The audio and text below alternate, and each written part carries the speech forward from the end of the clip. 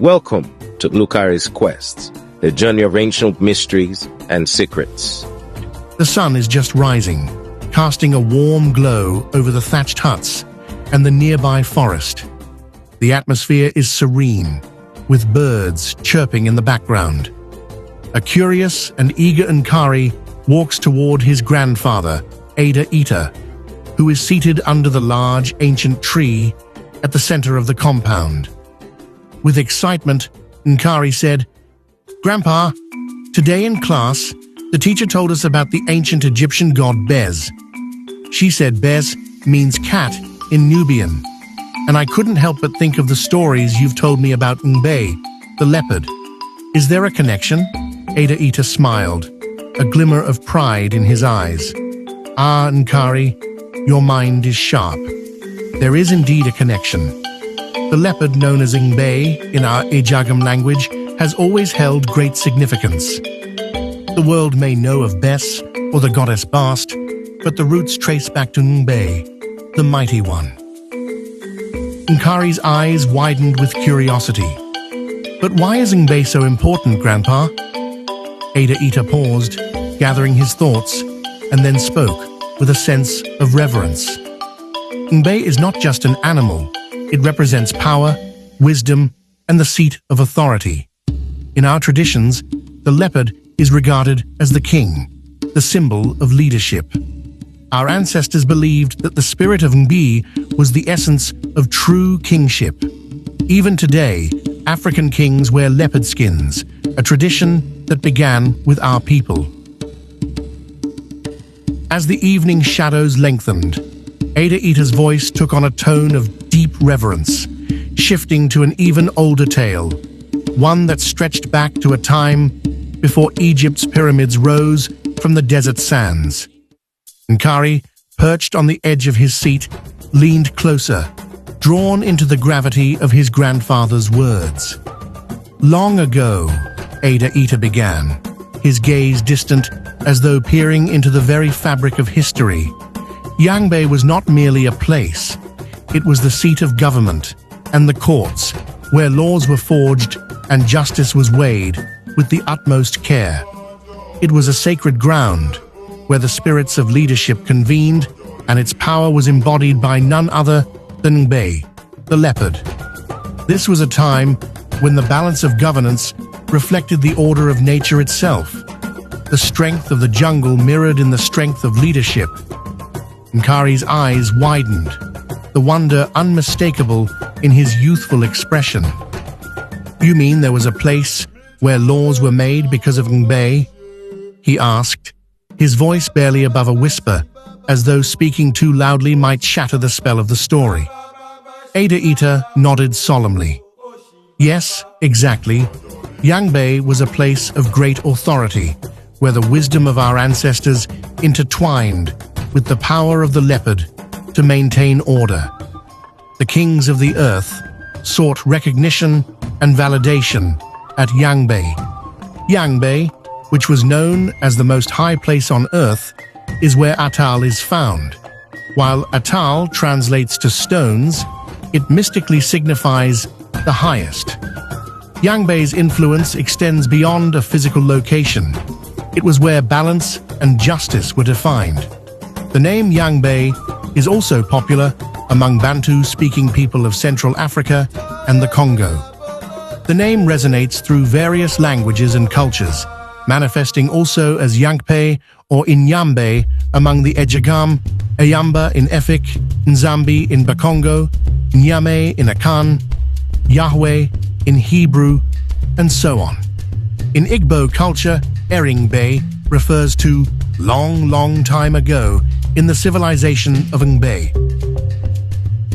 Ngbe stood as a symbol of harmony, divinity, and authority, a sacred ground where the laws of the land and the very essence of kingship were established. This place, Ngbe, also inspired the concept of the Pantheon in other lands. It was the original court, a meeting of powers that shaped the world. Pantheon? Nkari echoed, his curiosity piqued further. Like the stories of the Greeks? "Yes, my child."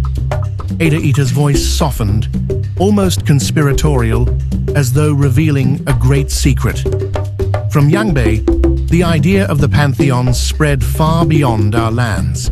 It was here that the notion of gods and rulers convening in one place took root. And do you know the name Panther that people use for the leopard today? It comes from this very place, linked to Ngbe, the mighty leopard. The Greeks borrowed the idea, naming their supreme beings after a concept they only partially understood. But it all started here, with Ngbe in Ngbe, the seat of the first courts. Nkari's jaw dropped, his face a portrait of astonishment. So, the Panther is really Ngbe?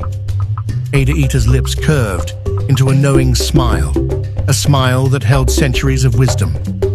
Exactly, Nkari. The Greeks borrowed not just the idea of the Pantheon, but also the symbolism of the leopard, which they called Panther. But it was here, with Ngbe, the king of both the jungle and the courts, that it all began. Nkari sat back, his mind reeling with the enormity of the revelation. The ancient world seemed to open up before him, its roots interwoven with the stories of his people. A small smile tugged at the corner of his lips as he realized just how deep the legacy of Ngbe and Ngbe ran, far beyond the borders of their homeland, into the very heart of human civilization. As the evening breeze stirred the leaves, e.t.c stretched his hand out and began tracing symbols on the ground. The soft rustle of the earth beneath his fingers was the only sound, and Nkari's eyes followed the movements with rapt fascination. Each line and curve seemed to breathe life into the ancient script unfolding before him. Nkari leaned closer, his curiosity piqued. "What are you drawing, Grandpa?"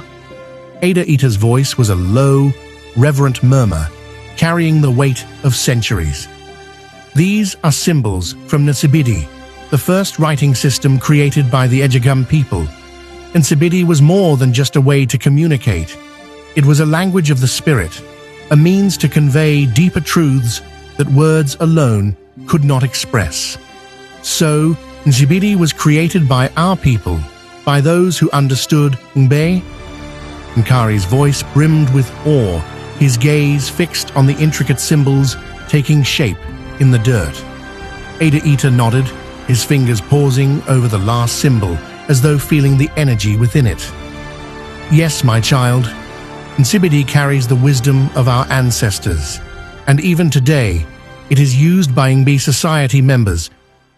As the sun began its descent, casting a golden hue over the compound, e.t.c lifted his gaze from the ground, his expression thoughtful.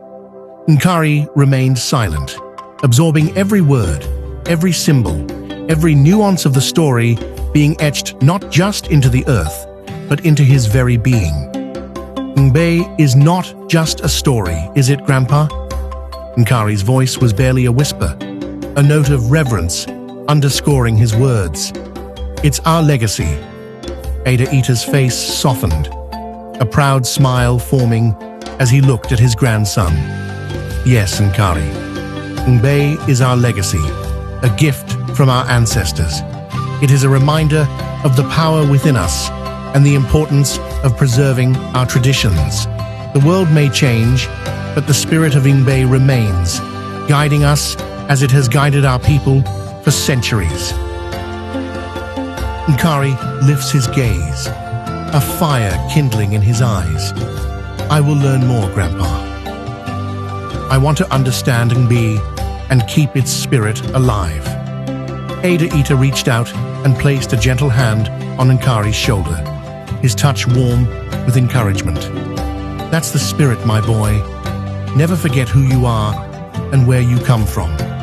The spirit of Ngbe lives in you, as it does in all of us."